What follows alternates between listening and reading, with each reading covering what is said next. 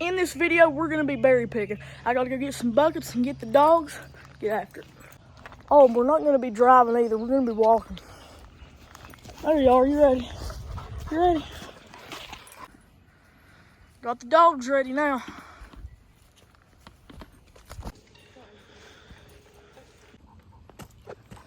There's Turtle. This hill is so steep and long. There we go, boys. Look at that. Them look good, and there's a ton of them. There we are. There's literally thousands of them on this. They're everywhere in here. It's impossible to get all of them. There's so many. Ugh, those are a little ripe. Lord, son, that looks like crap. Yeah, those are a little old. Those don't look too good. Copper loves berries. So does Molly. Good girl. See those little brown bugs? They don't taste good. They get in your berries a lot.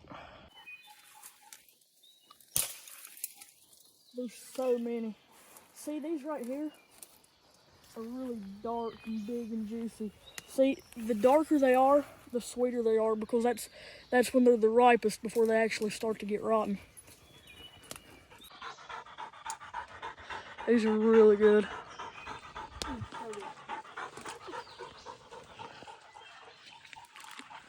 So you got these littler, lighter red ones, and these are still edible and they're still good enough to pick, but these darker, bigger red ones are the best.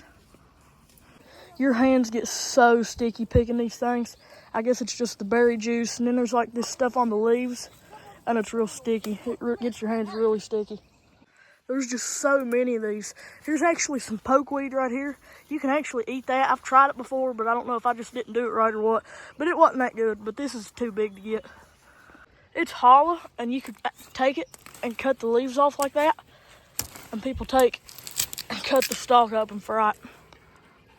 You could also take and cook the leaves down just like other greens and eat them. They're kind of hard to get to because they grow on the side of these banks up through all this crap. This is a really good place to see a snake. But, yeah, they're just everywhere. The briars on these kind of hurt a little bit, but they're not bad. They're not big briars that'll cut you bad like on blackberries. They're just kind of pokey like that. You can see them there. When they get your arm, they're actually kind of a little bit itchy. All right, boys, we got a problem. I'm missing a dog. Molly's right here, just right over there like she always is. This is actually the first time I've took Copper out without a leash. Just letting him run like Molly does. And he's been with us, but right now he is nowhere to be found. Just pop the corner around to the next road, and there is hundreds more. Look at all those and how red. And we'll never be able to get them all. And we still haven't found Copper. I have no clue where he's at.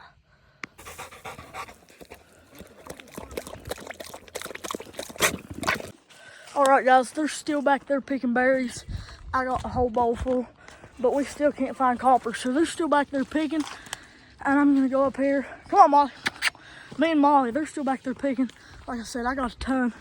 Me and Molly's gonna go back, retrace our steps, try to find Copper. No sign of him. We hadn't heard him bark, so he didn't run a deer or nothing. Like I said, he's not really a hunting dog. He just kind of brought him. She always comes. And I just kind of brought Copper with us today to see what he'd do. Like I said, he's got tags, ain't a shocker, but there's no sign of him.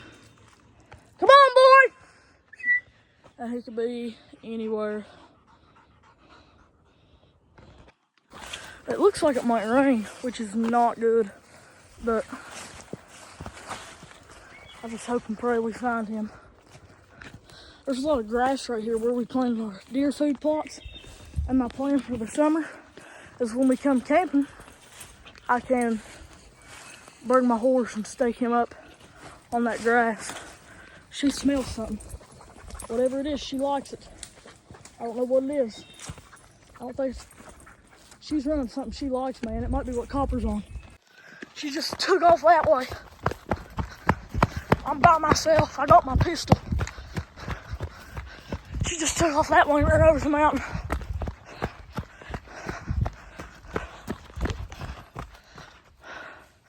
Got here.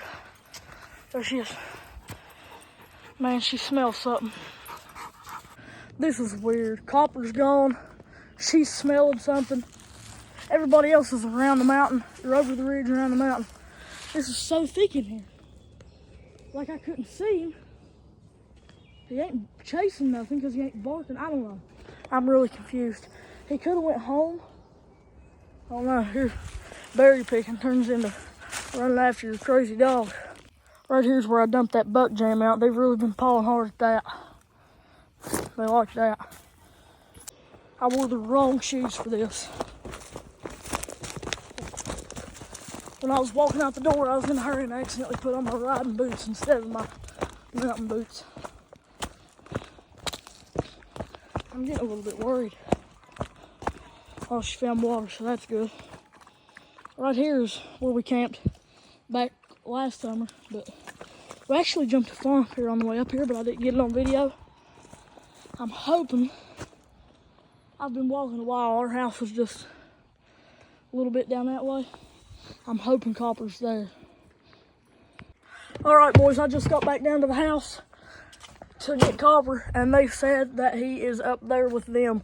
So I'm going to, I guess, go back into side by side and probably pick some more berries. All right, we're going back.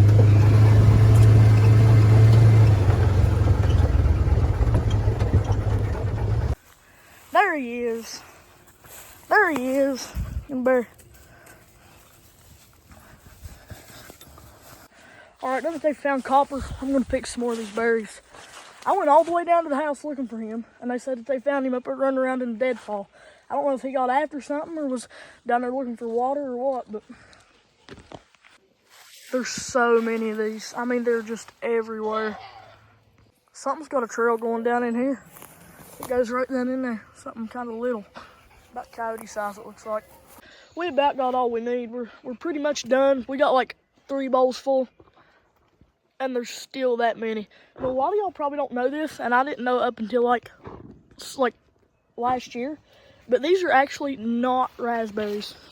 These are called wineberries, and I think they're actually invasive from like Asia, somewhere over in there. I don't exactly know, but they're a lot different than raspberries, really, if you compare them. The bushes are different. They don't have big thorns on them.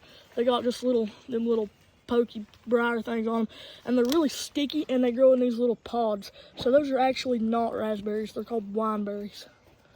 And even though they are invasive, they're still really cool to have around because they can grow up in about anything, and there's so many of them to do whatever you want with, and they're delicious. All right, boys, we're on our way out of here, and I noticed this little locust tree here, and this is a really small dead locust, and it is over flat to the ground, and it's so little and light and short that I just don't think the wind would have blew that over. The tree's so little and short, I just don't think the wind would have blew it over good. And another thing is, even if it would have fell, it's so little. Like, look. Even if it would have fell, I don't think it would have rode down that big autumn olive like that. I think it would have just plopped over it, or it would have stayed up. And then down here, all the leaves are peeled back. And I don't know, look right there, it's flattened. All through here, it's flat. That's really weird. I mean, just completely uprooted and flattened down on that bush. I don't know if a bear would have done that or what, but honestly, it looks kind of squatchy to me, boys. Have to keep an eye out. Here, turkey, you want one? All right, boys, we just got back to the house a little bit ago. Ran to the dollar store, picked up some stuff we need. We got some wineberry smoothies. These things are really good. They're really good. We've never made them before until today. But it's just got ice, wineberries, almond milk, and yogurt, and we just blended it all together, and it is super good, and there's nothing in it that's bad for you. It's a way to go right there.